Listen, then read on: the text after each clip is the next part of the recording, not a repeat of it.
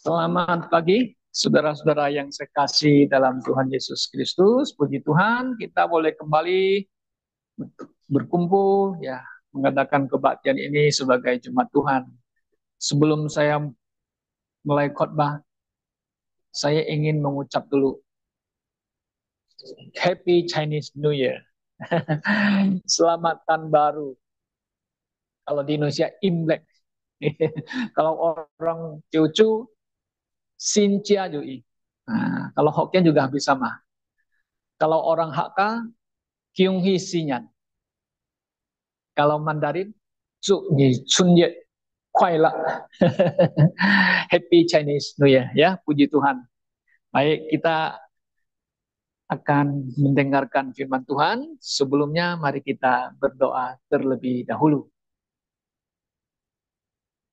Bapa kami yang mulia, Bapa surgawi, kami naikkan puji syukur pada pagi hari ini. Kami diberikan kekuatan kembali, kesehatan untuk berkumpul sebagai gerejamu. Kiranya Roh Kudus memimpin kami. Kami mohon kiranya Tuhan boleh memimpin kami ke dalam kebenaran-Mu. Biarlah kami boleh mendengar firman-Mu dan kami melakukan firman-Mu. Kami mengucap syukur atas kasih sayang Tuhan kepada kami semuanya. Kami mohon doa ini di dalam nama Yesus Kristus. Amin. Baik, saudara-saudara, pagi hari ini tema saya adalah diambil dari Efesus. Mari kita lihat surat Efesus pasal yang kelima. Mari kita lihat firman Tuhan dari Efesus pasal 5. Pasal 5, saya hanya baca aja ya ayat yang ke-8 saja. Demikian bunyi firman Tuhan. Memang dahulu kamu adalah kegelapan, tetapi sekarang kamu adalah terang di dalam Tuhan. Sebab itu hiduplah sebagai anak-anak terang. Jadi judulnya atau temanya topik hidup sebagai anak-anak terang. Nah, saudara-saudara yang saya kasih dalam Tuhan Yesus, ya, orang Tionghoa barusan kan merayakan tahun baru Imlek. Di mana ada orang Tionghoa, istilahnya di mana ada asap, nah kan orang Tionghoa, mereka tidak lupa akan merayakan tahun baru Imlek. Ya, dulu saya masih kecil ya, kita belum kenal Tuhan. Kalau sudah tiba mau Imlek, wah ini kita happy senang. Kenapa? Satu, pakai baju baru. Oh, makan yang banyak, makanan yang disiapin, kan begitu. Kemudian yang ketiga, kita dapat angpau. Nah, kenapa? Karena di dalam tahun baru Imlek, ya yang kecil, kalau Kyonghi, nah kita Kyonghi kepada yang tua, kepada Apo Akung, ya kepada siapa saja, Asu, atau siapa saja, kita dapat angpau. Ini yang diidamin oleh anak-anak kecil, masa kecil kita ya, ya saudara-saudara ya. Nah kalau kita lihat perayaan Chinese New Year, ya di daratan Cina, wah itu lebih meriah lagi, lebih seru lagi. Kenapa? Karena orang Tionghoa ini kalau merayakan tahun Chinese New Year ini memang satu peristiwa yang sangat penting bagi orang Tionghoa. Karena apa? Pergantian musim. Ya, dari musim dingin, salju, kan begitu. Wow, gitu susah hidupnya 3 bulan 4 bulan begitu susah. Tapi tiba mau menyambut musim spring, nah, waduh, semua senang ada pergantian, ya, pergantian musim begitu. Semuanya happy, kumpul dan sebagainya. Nah, saudara, di dalam dunia ini pergerakan manusia yang paling banyak adalah di Tiongkok pada waktu menjelang menyambut tahun baru. Anda bisa percaya nggak ya? Itu 1/4 penduduk orang Tionghoa di daratan Cina itu harus pulang kampung atau bergerak. You bayangkan loh, 1,3 miliar penduduk Cina, hampir seperempat orang yang bergerak, yang harus memakai transportasi umum, pesawat, pribadi, apa saja, itu bergerak itu. Seperempat penduduknya. Luar biasa. Sampai orang terbengong-bengong. Kok bisa ya? Itu luar biasa Cina sekarang ya. Jadi setiap orang yang kerja di kota besar, mereka bisa pulang kampung loh dengan transportasi umum. Hebat luar biasa. Ini pergerakan manusia. Oke. Nah, saudaraku yang saya kasih dalam Tuhan. Nah, di dalam perayaan itu kan orang-orang Tionghoa yang tidak percaya Tuhan, oh mereka harus sembahyang leluhur, dan harus ritual dan sebagainya. Dan juga termasuk orang Kristen Tionghoa. Dimanapun juga, mereka pasti juga merayakan Chinese New Year. Tapi saudara ada tapinya. Tidak lagi mengikuti tradisi-tradisi yang dulu. Nah mereka merayakan ya Tunggio, yes. Pakai angpau, yes. Tetapi tidak lagi ada namanya sembayang-sembayang. Nah saudara, jangan kaget ya. Di Jakarta di mana, dan juga ada satu warga di sini. Kita ketemu, Bapak, oh ya saya mau belanja dulu. Mau kue, kenapa? Mau sembayang dulu. Dia Katolik. Nah, kemarin di sini juga diposting ada satu gereja Katolik, tahu nggak? Dekat mimbarnya ditaruh satu altar altar ya, sembayang. Jadi orang Tionghoa ya apa mereka orang Tionghoa boleh pergi di situ sembahyang. Oke, yuk. Anda bayangkan di dalam gereja. Aduh, saudara, kasihan banyak orang tidak mengerti, tidak memahami kebenaran ini. Ya, nah bagaimanakah kita sebagai orang Kristen kan, kita sebagai anak-anak Tuhan harus menjadi apa? Menjadi kesaksian bagi dunia ini. Karena itulah firman Tuhan hari ini mengatakan hiduplah sebagai anak-anak terang. Nah, bagaimana you sudah punya agama tetapi you masih mempraktek lagi leluhur lu. Begitu. You mencampur adukan, ya toh? Ajaran Kristen dengan tradisi. Apa yang terjadi sekarang? Oh, begitu. Saudara-saudara.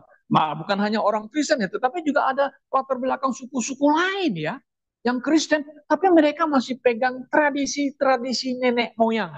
Nah, tentu hal ini dilarang oleh firman Tuhan, oleh Tuhan. Nah, Tuhan tidak mau ya orang Kristen yang sudah percaya Yesus tapi masih pegang-pegang nah sembayang-sembayang, ritual-ritual tradisi ya. Nah, saudara yang saya kasih dalam Tuhan Yesus. Nah, hari ini coba kita lihat firman Tuhan, saudara, ya. Apa yang dikatakan oleh Rasul Paulus kepada orang percaya, ya, kepada jemaat Efesus. Nah, saudara tahu nggak? Ini Efesus itu zaman dulu itu juga kota metropolitan, di mana zaman itu orang tuh sembahyang kepada dewa dewi. Nah, bagaimana orang Kristen di Efesus harus menjadi terang bagi dunia. Bagaimana you sebagai anak-anak terang, hidup harus sebagai anak-anak terang. Nah, karena itulah Paulus mengatakan, memang dahulu, katanya, memang dahulu. Kamu, katanya, kamu adalah kegelapan. Ya, kalau kita mengatakan kepada kita sekarang, kita dulu, kita kan adalah kegelapan. Ya, kita hidup dalam kegelapan. Kita belum kenal Yesus. Dan hidup dalam kegelapan. Tapi sekarang kamu adalah terang di dalam Tuhan. Sebab itu hiduplah sebagai anak-anak terang. Sebagai anak-anak terang. Saudara, apa alasan Paulus ingin supaya orang Kristen dimanapun berada, mereka yang lahir baru, you harus hidup sebagai anak-anak terang. Apa alasannya? Tentu, alasan yang pertama, saudara-saudara, alasan yang pertama, mari kita lihat ayat pertama dulu. Efesus pasal 5, ayat 1 dan ayat 2. Sebab itu, jadilah penurut-penurut. Nah, kalau King James, followers, sangat jelas, followers of God. Seperti anak-anak yang kekasih. Dan hiduplah di dalam kasih. Sebagaimana Kristus Yesus juga telah mengasihi kamu dan telah menyerahkan dirinya. Untuk kita sebagai persembahan dan korban yang harum bagi Allah. Nah, tentu ada di sini yang mengatakan, you harus menjadi pengikut-pengikut Allah. Nah, kalau Anda menjadi pengikut-pengikut Allah, itu artinya sama Anda adalah pengikut-pengikut Kristus. Kenapa? Karena Kristus, Yesus Kristus adalah Allah. Ya? Banyak orang nggak mau ikut jadi pengikut Kristus. Pokoknya aku pengikut Allah. Karena Yesus bukan Allah. Hei, mari kita lihat. Firman Tuhan jelas. Thomas mengatakan, aku nggak mau percaya. Kalau aku tidak lihat, aku mau raba rusuknya. Waktu Yesus punya tubuh yang mulia, bisa dilihat. Thomas mengatakan, ya Allahku. Kan? Ya Tuhanku. Engkau melihat, engkau percaya. Tetapi berbahagialah orang yang tidak melihat, namun apa? Percaya. Saudara, banyak orang bilang, aku ketemu Yesus, aku melihat Yesus. Halo, itu bukan Yesus yang Alkitab. Bukan Yesus yang Alkitab. Itu hanyalah imajinasi yang dilihatnya adalah lukisan wajah yang katanya Yesus yang ada di gereja. Oh, kita bilang itu no, itu bukan Yesus Kristus. Nah, saudara, alasan ya saudara-saudara ya, kita hidup sebagai anak-anak terang. Ya, karena kita pengikut Allah, pengikut Yesus, di mana Yesus telah memberikan contoh teladan yang indah kepada kita. Bagaimana dia kasih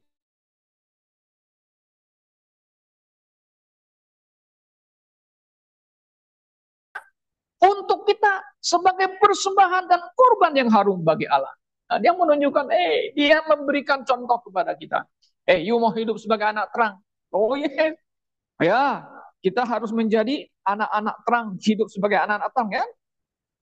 Menyinari dunia ini, menyerahi dunia ini. Oh yes, kita harus menerangi dunia ini, saudara.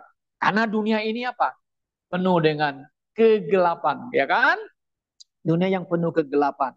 Nah, karena itulah Paulus mengatakan, lihat, Yesus saja sudah memberi kita teladan, contoh, di mana kita harus mengikuti dia. Menjadi anak-anak yang hidup dalam terang itu adalah mau menyerahkan diri. Nah, kata menyerahkan diri ini kan, Yesus kan menyerahkan diri sebagai korban ya, persembahan kepada Allah. Supaya saudara dan saya bisa diselamatkan. Coba kalau Yesus tidak mau menyerahkan diri. Siapa yang mau menjadi juru selamat? Ada orang mau. Yesus mau. Kenapa? Karena dia mau supaya manusia yang hidup dalam kegelapan itu menjadi anak-anak terang. Nah, maka you jadi anak terang, you harus menjadi anak-anak terang yang menerangi dunia yang penuh kegelapan ini. Oke? Nah, saudara, kita harus mencontoh Yesus. Yes, ya kata sini ya, mengasihi kamu. Kristus telah mengasihi kamu. Ya, kita pun harus mengikut Yesus kan, follow Him, follow Jesus Christ. Gimana? Saling mengasihi. Oh yes, saling mengasihi. Anda saling mengasihi satu dengan yang lain. Ya, itu ajaran Yesus. Sudah pasti ini ajaran Yesus, ya kan? Bukan saling membenci, kan? Ajaran Kristen tidak pernah membenci orang. Ajaran Kristus adalah saling mengasihi, khususnya mengasihi saudara-saudara seiman. Tentu juga orang yang di luar, ya kita cara mengasihi mereka ya kita kan tidak benci orang. Karena kita tidak maki-maki orang. Ya, kita tidak rasis. Oh enggak, kita enggak rasis. Ya. Tapi yang utama ini saudara seiman. Kenapa? Kalau kita saling mengasihi, firman Tuhan mengatakan kita telah memenuhi hukumnya Kristus. You want to be my disciple? Love one another. Kan gitu. And obey my words. Tuhan mengatakan. Obey nggak kita? Yes. Kita obey. Ya, kita mentaati. Maka itu seperti anak-anak yang kekasih. Kan kalau saudara perhatikan di ayat yang pertama tadi kan. Ya nggak? Seperti anak-anak yang kekasih hidup di dalam kasih. Ya, orang tua itu happy kalau melihat anaknya masih kecil ya, lucu-lucu. Ini cucu saya juga lucu. Si Cloud ya, dia anteng loh, bener. Dia bawa kemana-mana dia tidak nangis kayak anak unang, ya digedeng-gedeng dia senyum-senyum, dia senyum dulu. Dia anteng, betul-betul dia anteng. Ya, dia ikut kebaktian dia. Dia pasti dengar saya. Jangan bilang dia nggak dengar. Baby, very smart. Dia bisa, kata istilah, meniru. Coba saudara buka YouTube itu baby yang 3 bulan tuh, kalau mamanya gimana gimana, dia juga ikut-ikut loh. Hah? Loh? Dia meniru, dia dengar dan dia mengikut. Nah, kita kan sebagai anak-anak terang itu anak Tuhan gitu ya kan?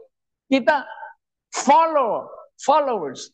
Kita mengikut teladan Yesus Kristus. Ya kan? Sebagai anak kekasih, ya sih sebagai anak. Ya, kalau anaknya bandel, aduh pusing orang tuanya ya. Ya enggak? Kan pusing loh. Kadang-kadang aduh mau pukul dia. Pukul dia. Ada yang kalau bapaknya yang keras itu dipukul aduh sampai babak belur juga nggak boleh begitu ya. Tapi kita harus pukul karena ada alasan. You salah, harus dihukum kan begitu. Jangan sampai dia merasa dendam, itu nggak bagus. Di Alkitab juga mengatakan orang tua ya harus mendidik anaknya dan anak-anak harus hormat orang tua. Jangan menyakiti hatinya ya, supaya disimpan dalam apa namanya dalam hatinya dendam lama kepada orang tua itu not good ya, not bagus, bukan orang-orang Kristen begitu. Oke, nah saudara, jadi itu alasan yang pertama bahwa ya memang kita harus mengikuti teladan Yesus itu ya, saling mengasihi ya, care one another. Oke, menyerahkan diri, bahkan kita harus menyerahkan diri.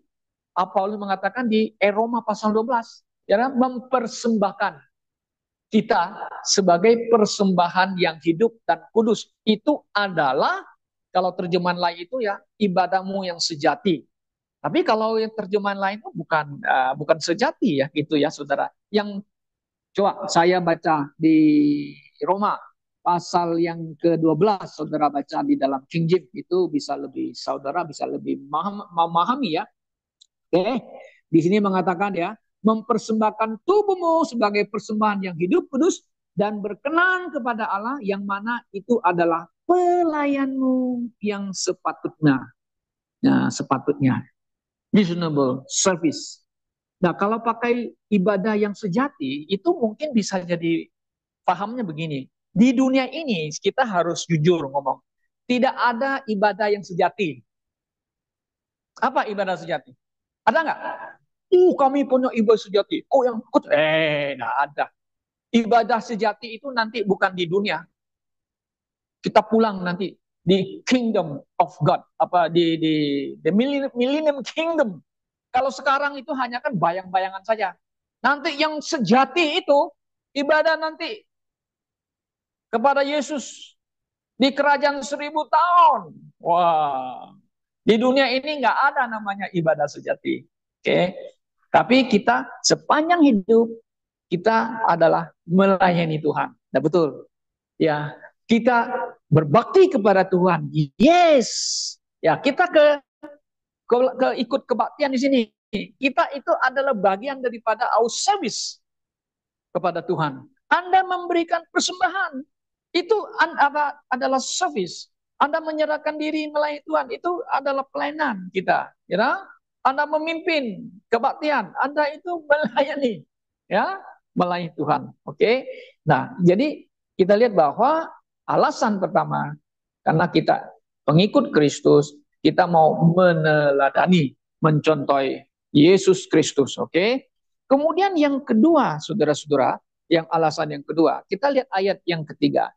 Tetapi percabulan dan rupa-rupa kecemaran atau keserakan disebut saja pun jangan di antara kamu sebagaimana sepatutnya bagi orang-orang kudus. Demikian juga perkataan yang kotor, yang kosong atau yang sembrono, karena hal-hal itu tidak pantas. Tapi sebaliknya ucaplah syukur. Nah, oke. Karena ingatlah ini, baik-baik. Tidak ada orang sundal, orang cemar, atau orang serakah, artinya penyembah berhala yang mendapat bagian di dalam kerajaan Kristus dan Allah. Nah, yang kedua, kita harus menjadi apa? hidup sebagai anak-anak terang itu kita jangan ikut tingkah laku orang duniawi ini, menyerupai orang dunia ini, ya kan? Dulu kan kita kan hidupnya seperti orang duniawi ya. Sekarang setelah kita percaya menjadi anak-anak Tuhan kan, kita adalah anak-anak terang kan, hidup sebagai anak-anak terang. Jangan ikut tingkah laku dunia ini. Jangan ikut. Nah, Roma 12 itu kan kita bisa lihat lagi ayat kedua. Jangan menyerupai dunia ini. Ya harus berubah. Ya, berubah apa lagi? Coba kita lihat di Roma pasal 12 ayat 2. Dan jangan menjadi serupa dengan dunia ini, tapi berubahlah kamu oleh pembaharuan pikiranmu, sehingga kamu dapat menentukan apa yang adalah kehendak Allah yang baik dan yang berkenan dan yang sempurna.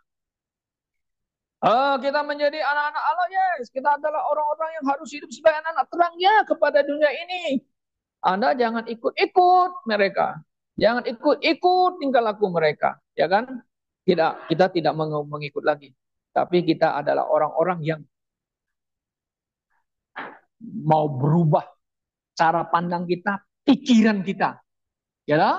Nah, orang-orang yang percaya Tuhan itu bukan langsung menjadi orang yang jadi istilah tanda kutip ini orang yang rohani yang sudah dewasa. Karena dia pelan-pelan kayak baby, ya kan? Bertumbuh kan? Kita harus berubah dalam arti transform kita. Ya, dari dunia yang dulu kita ini, sebuah dunia ini, memang karakter kita akan diubah. Maka itu Paulus mengatakan, kedagingan kita ini masih melekat ya. Karena itu di Galatia pasal 5, kamu orang Kristen jangan mau ikut yang daging, tapi Anda harus menyerahkan diri. Mohon pimpinan Roh Kudus. Itu kan Roh Kudus supaya saya tidak mau ikut daging-daging aku. Setan licik. Setan itu paling jago bisa menjatuhkan orang pendeta yang hebat bisa jatuh. Dia pakai apa? 3 kan ada tahta gitu ya. Tidak pakai wanita, kedagingan, harta. Ya, harta itu kalau di sini dikatakan, kalau Anda tamak, Anda itu adalah penyembah berhala loh. Ya enggak? Coba ayat 5, betul enggak? Coba saudara baca itu, ada satu ayat. Oke, karena ingatlah hal ini baik-baik. Tidak ada orang sundal. Nah, kata sundal ini sebenarnya kalau kita terjemahkan sekarang itu PS ya, Eka ya, itu ya. Orang cemar, ya, najis ya, atau orang serakah. Atau loh, orang serakah. Artinya apa? Penyembah berhala. Anda itu dianggap orang penyembah berhala. Ya, Anda itu dianggap orang penyembah berhala, saudara. Setan itu licik. Maka dia pakai semua ini. Dan tahta, dan jabatan. Nah, saudara kita lihat banyak kasus-kasus di gereja besar. Nah, pendetanya jatuh karena cewek. Ya, di YouTube juga dia dengar itu. Apa di Amerika pun ada. Gereja siapa yang terbesar di Amerika terkenal itu? John MacArthur. Dia baca MacArthur itu dia punya gereja itu sebenarnya dia gereja baptis. Tapi doktrinnya dia tulip. Reform ya. John MacArthur. Nah ada rekannya itu satu itu karena kasus wanita. Akhirnya oleh eldernya, mereka punya elder di apa suruh resign sebentar katanya. Karena kasus cewek gitu. Oh dia orang hebat loh. Pintar khotbah, mengajar yes. Pintar. Itu orangnya ya. Oke. Di mana pun di Indonesia ada juga ya banyak hal licik. Nah tata jabatan berebut jabatan. Oke. Nah kita nggak mau ikut. Kalau mata, you hidup sebagai anak-anak terang. Tidak mau ikut mereka. Apalagi main-main politik. Banyak juga pendeta. Saya mau kasih cerita dulu rekan saya itu ada satu pendeta senior saya ya. Wah dia, tolonglah pelayanan saya mau jadi anggota dewan, katanya bantu saya dan sebagainya. Ini, misalnya saya perlu uang 100 juta sekian-sekian. Kita bilang jangan Pak main-main Pak. You pikir you dapat uang banyak mau untuk Tuhan ya? Dia pikir begini, kan gaji saya kecil. Kalau saya jadi anggota dewan uangnya banyak, saya bisa ikut pelayanan untuk bisa bantu pelayanan. Memang pikiran hamba Tuhannya begitu sekarang. Di kampung gimana kan gajinya kecil gitu ya. Kalau saya jadi anggota dewan kan sudah dapat gaji besar, nah kan saya bisa melayani Tuhan. You bukan melayani Tuhan, you melayani partai Anda. You ikut-ikut main, ikut-ikut main. Kan nggak lama teman pelayan gereja itu meninggal dunia juga. Dan di Kalimantan Timur, setelah dia masuk situ, wah dia baru sadar, main yang gelap-gelap semuanya. Enggak lama dia stres, dan saya dengar dari rekan saya meninggal dia. Nah, saudara, itu tah, tah jabatan. Anda jangan, kita nggak usah masuk ke situ ya. Kita nggak mau ikut, saudara. Oke, nah ini yang Paulus katakan, you jangan ikut-ikut ya, meniru-niru dunia ini. You are the followers of Jesus Christ. Oke. Nah, saudara yang saya kasih dalam Tuhan Yesus, kita lihat yang ketiga. Nah, ini ada 3 poin saya, yang ketiga ya. Ya, mari kita lihat ayat 6. Mari 6 sampai ayat yang ke-8 ya, saya baca. Janganlah kamu disesatkan orang dengan kata-kata yang hampa. Karena hal-hal yang demikian mendatangkan murka Allah atas orang yang durhaka. Sebab itu janganlah kamu berkawan dengan mereka.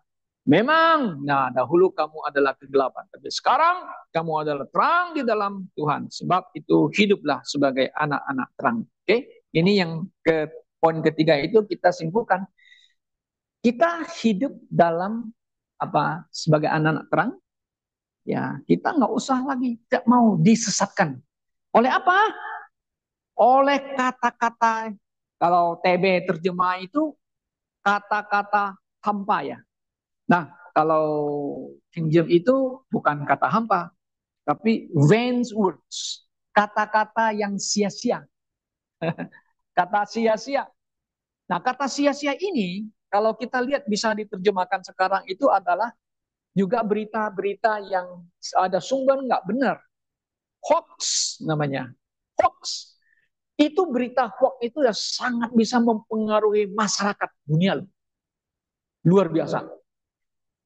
You menyebarkan hoax, itu bisa diterima oleh semua orang. Ada yang menganggap itu benar, tentu ada yang pintar diselidiki, nggak benar. Nah, itu di dalam dipakai juga di dalam peperangan gitu ya. Berita yang hoax.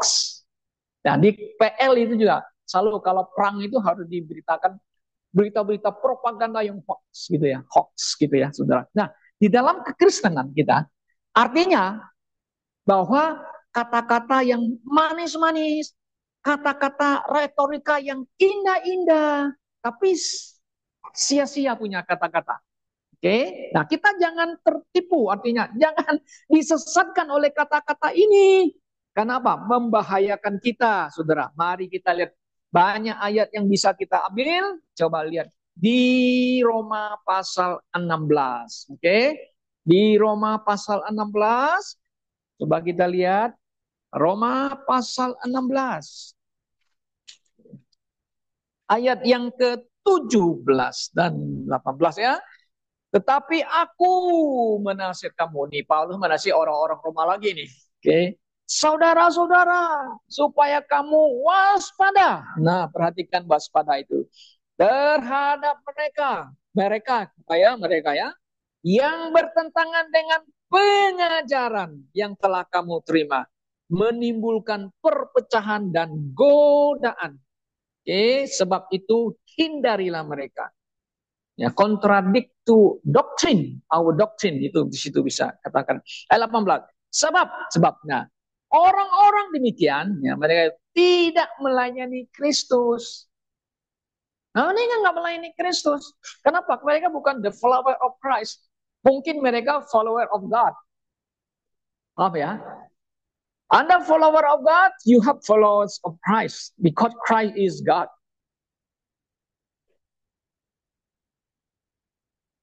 Oke.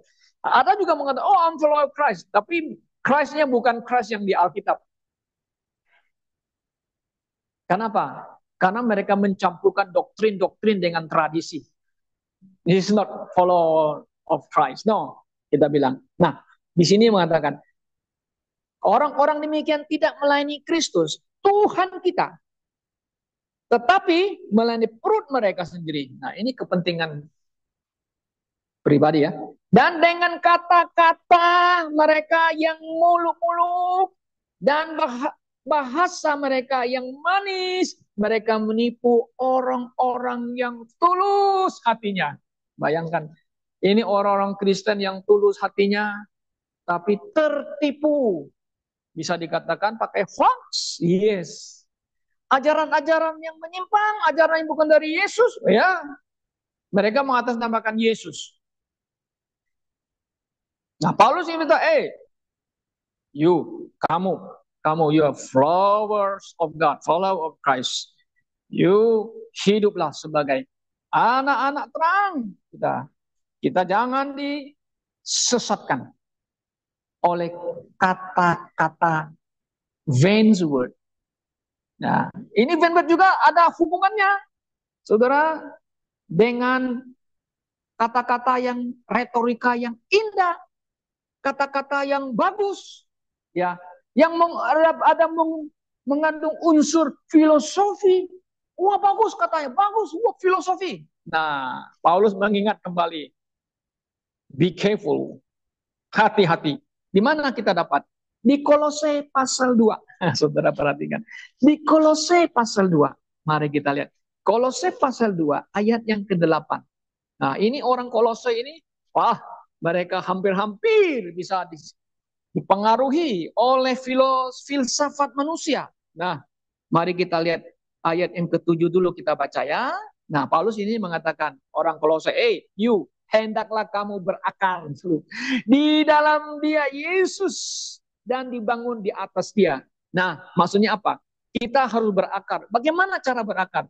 You datang ke gereja dengar khotbah yang mengandung doktrin kan, atau kita belajar PA, Bible study, ya belajar supaya apa? Berakar, gitu enggak? Kamu di dalam dia dan dibangun di atas dia. Hendaklah kamu bertambah teguh dalam iman yang telah diajarkan kepadamu dan hendaklah hatimu penuh melimpah dengan syukur. Saudara, jadi ke gereja kita dengar khotbah-khotbah yang benar-benar doktrinal, ajaran Alkitab, supaya kita bisa berakar bertumbuh dalam Kristus kan. Nah, kemudian ke-8. Nah, dia mengatakan, ya, oke, kita sudah punya, oke lah, kita sudah banyak mendengar khotbah yang bagus, oke, doktrinal. Tapi ayat 8 mengingat kita, hati-hatilah. Nah, kan, supaya jangan ada yang menawan kamu. Dengan apa? Filsafatnya yang kosong dan palsu menurut ajaran turun dan roh dunia, tapi tidak menuruti siapa? Kristus. Coba saudara perhatikan. Kita bisa lihat khotbah-khotbah orang. Retorika bagus. Yes. Banyak di YouTube sana. Pintar khotbah luar biasa. Luar biasa. Ya, punya filsafat, yes, ajaran filsafat dan sebagainya. Tapi kita perlu hati-hati paling benar. Sebenarnya kita orang Kristen yang sejati, kita tidak menolak sih filsafatnya. Dalam arti tanda kutip, memang filsafat yang punya apa positif yang bagus ya. Tapi tidak semua filsafat dunia ini bisa sinkron dengan ajaran Alkitab. Nah, di sekolah teologi juga ada belajar filsafat. Tapi di sekolah saya, mereka bilang, kita tidak mau belajar filsafat. Kenapa? Kalau you sekali belajar filsafat, nggak punya dasar doktrin yang kuat, iman yang kuat, Anda akan hanyut. Benar juga. Benar juga itu. Ya, nah karena itu perlu hati-hati. Ya, kalau khotbahnya itu mau nyimpang-nyimpang pakai filsafat. Nah, Indonesia kan punya filsafat hidup. Apa falsafah hidup Indonesia? Itu ya. Five principle ya. Itu falsafah nggak? Filsafah hidup nggak? Semuanya kata-katanya bagus kan? Nggak ada masalah ya. Ketuhanan yang Maha Esa. Ya, one God. Kita bilang, yes, one God. Who is it? Kan gitu. Siapa dia? Kan, oh saya punya, saya punya. Kalau bagi kita orang Kristen, saya punya ya Tuhan Yesus, kan begitu. Bagus kan? Pri kemanusiaan, bagus ya, yes, bagus. Pri kemanusiaan ada baiknya, yes. Oke, kita bilang nggak apa. Kita sebagai orang Kristen, gereja pun kalau kita daftar di Departemen Agama, kamu mengaku Pancasila nggak? Kalau you nggak mengaku, you nggak diregister. Ya, you ngaku nggak undang-undang di Indonesia. You nggak mengaku, you juga nggak bisa. Ya, nggak bisa. Kita harus mengakui falsafah hidup kita. Yes, itu bagus sebenarnya. Bagus ya. Nah, saudaraku, tetapi itu tidak menjamin kita taat ini bisa masuk surga. Nggak bisa kan? Nggak bisa. Nah, malah kita kembali ke Alkitab. You taat hukum apa? Menurut Kristus dong. Menurut Kristus. You are follower of Christ. You believe in. You trust him. Kan? Anda akan selamat. Kan begitu. Nah, saudara yang saya kasih dalam Tuhan Yesus. Jadi, orang Kristen. Betul. Orang Kristen yang lahir baru. Kan? Kita ini adalah anak Allah. Oh ya, dulu anak-anak kegelapan. Kita adalah sekarang telah posisinya sudah menjadi anak-anak Allah. Karena saudara dan saya ketika percaya kepada Yesus, ya telah terjadi namanya perubahan status kita. Anak-anak Allah. Ada anak-anak Allah. Oh yes. Karena saya percaya kepada Yesus. Ya. Nah Paulus ini mengatakan, ya oke. Kalau yuk gitu, jadi anak-anak lah yang baik.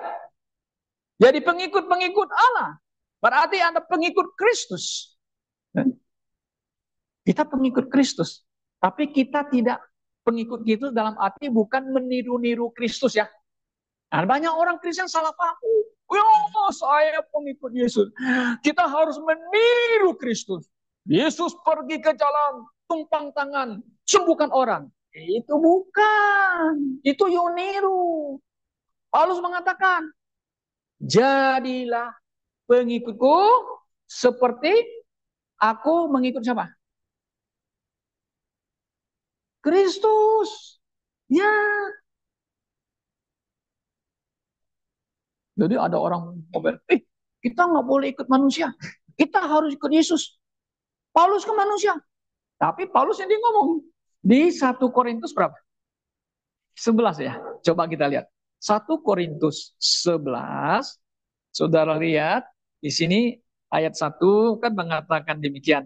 Jadilah pengikutku. Nah, Paulus kan rasul ya. Pengikutku. Sama seperti aku juga menjadi apa? Pengikut siapa? Pengikut Kristus. Oh enggak, kita bukan pengikut Paulus. Kenapa? Paulus tidak mengizinkan wanita jadi gembala. Saudara paham? Paulus di dalam surat pastoralnya loh, melarang wanita jadi apa? Gembala gereja. Nah, Paulus salah katanya. Dia sentimen sama wanita. Tidak. Saudara-saudara, Paulus itu rasul. Dia rasul yang dipilih oleh Yesus untuk pergi memberitakan Injil kepada bangsa-bangsa lain dan kepada raja sampai ke kaisar. Siapa yang bisa ketemu kaisar? Ketemu raja? Hanya Rasul Paulus. Dia perlu ketemu Raja Agripa. Kan sebelum pergi ke Roma kan naik banding. Saya naik banding. Kepada apa? Kaisar. Itu yang paling tinggi. Dia sudah ketemu raja-raja. Sekarang dia mau ketemu raja di atas raja. Itu siapa? Kaisar. Kaisar. Di Roma. Bawalah dia ke Roma. Nah, di sanalah dia memberitakan Injil. Tapi apa yang terjadi? Paulus akhirnya dipancung, dibunuh, kan begitu. Nah, saudaraku yang dia mengatakan, jadilah pengikutku sama seperti aku juga menjadi pengikut Kristus. Nah, begini, saudaraku. Memang kita tidak bisa maksudnya mengikut Yesus itu harus ikut Yesus. Paulus harus pakai bajunya begini, harus bawa apa nama itu, jangan bawa ransel, dia hanya bawa pundi-pundi kecil, tidak bawa sikat gigi, tidak jadi bukan begitu ikutnya, saudara. No, ikut Yesus, wah harus pakai bajunya, berambutnya panjang seperti yang di lukisan. Bukan begitu. Harus pakai berowok, apa, keep you bro, apa, supaya tumbuh. Bukan meniru begitu. Inilah banyak orang meniru-niru. Kenapa? Peniru yang paling handal adalah si setan. Jago meniru orang. Bahkan meniru apa? Bukan. Jago meniru Allah. Jago meniru Kristus. Apa yang Tuhan lakukan, Yesus udah niru-niru. Si jago niru itu si setan juga. Kita bukan meniru begitu. Kita pengikut, artinya mengikuti karakter. Nah, karakter. Ikuti ajarannya, karakternya, sifatnya sayang menyayangi orang. Kan begitu. Paulus apa? Ikut Paulus. Oh, dia menyerahkan hidupnya. Kan begitu. Nah, kita juga ada mau menyerahkan, rela mau menyerahkan hidup kita. Gimana caranya? Mempersembahkan tubuh kita ini kan? Gimana? Persembahan apa? Hidup dan yang kudus adalah apa? TB punya terjemahan ibadahmu yang sejati ya. Kalau yang di sini terjemahannya bagus adalah pelayanmu yang sepatutnya. Sejati itu, ibadah sejati itu di bumi ini nggak ada ibadah sejati. Nanti kan kita kembali ke kerajaan milenium, baru ada namanya ibadah yang sejati. Oke, tapi kita tetap melayani Tuhan, kita menyembah Tuhan seumur hidup kita sampai kita dipanggil oleh Tuhan. Nah, saudaraku yang saya kasih dalam Tuhan Yesus, kalau kita sebagai orang percaya ya hidup sebagai anak-anak terang, maka kita menghasilkan ada juga buah terang itu. Saudara bisa baca ya di dalam ayat yang berikutnya ya di Efesus tadi. Mari kita kembali ke Efesus pasal yang kelima. Di sini ada mengatakan di ayat yang ke-9, karena terang hanya berbuahkan kebaikan dan keadilan dan kebenaran. Dan ujilah apa yang berkenan kepada Tuhan ya, dan jangan turut mengambil bagian dalam perbuatan penggelapan, tidak berbuahkan apa-apa, tapi sebaliknya telanjangilah, lepaskanlah perbuatan itu. Ya, diulangi lagi oleh Paulus. Oke? Jadi kalau kita sebagai anak-anak Tuhan, ya hidup sebagai anak-anak terang, ya menghasilkan itu. Apa itu? Menghasilkan apa? Kebaikan, yes. Keadilan ini seharusnya itu righteousness. Terjemahan yang bagus itu adalah hidup yang lempeng, kita mengatakan. Hidup soleh. Kemudian hidup kebenaran, truth. Nah, baru kebenaran truth. Truth itu ada hubungannya dengan doktrin, ajaran Yesus dan ajaran Paulus. Oke, kiranya Tuhan menolong kita hari ini. Biarlah saudara, firman Tuhan ini mengingatkan kita kembali. Anda orang percaya, orang Kristen, kita adalah anak-anak Allah. Dan kalau anak-anak Allah, kita harus hidup sebagai anak-anak terang yang menerangi kegelapan dunia ini. Tuhan memberkati kita semuanya. Mari kita berdoa.